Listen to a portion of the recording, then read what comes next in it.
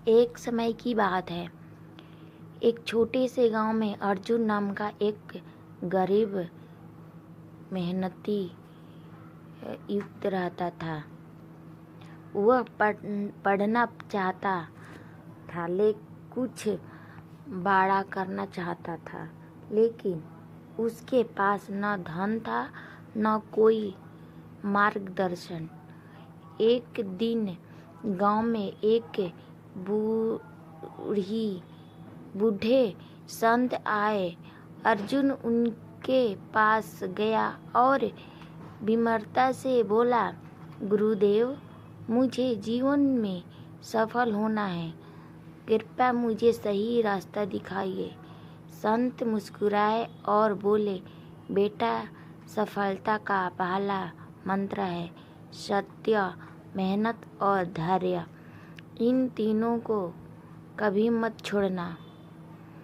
उस दिन से अर्जुन रोज सुबह उठकर अपने गुरु को प्रणाम करता, उनकी सीख को याद करता और पूरी ईमानदारी से काम करता।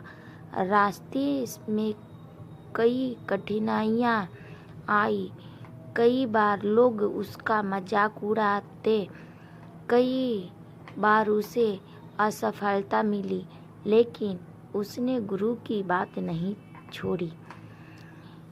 कुछ वर्षों बाद वही अर्जुन अपने क्षेत्र का सबसे सम्मानित और सफल व्यक्ति बन गया। लोग उससे सफलता का रहस्य पूछते तो वह हमेशा कहता, मेरी सफलता मेरे गुरु के आशीर्वाद और उनकी शिक्षा का परिणाम है। गुरु पूर्णिमा के दिन अर्जुन अपने गुरु के चरणों में पहुंचा। उनकी आंखों में आंसू थे। उसने कहा, गुरुदेव, आपने मुझे धन नहीं दिया, लेकिन जीवन जीने का सही मार्ग दिखा दिया। यही मेरे लिए सबसे बड़ा उपहार है। गुरु ने मुस्कुराकर कहा, सच्चा शिष्य वही है जो गुरु की शिक्षा को अपने जीवन में उतार दे। उस दिन पूरे गांव ने समझ लिया कि गुरु केवल किताबों का ज्ञान नहीं देते, बल्कि जीवन को सही दिशा भी देते हैं।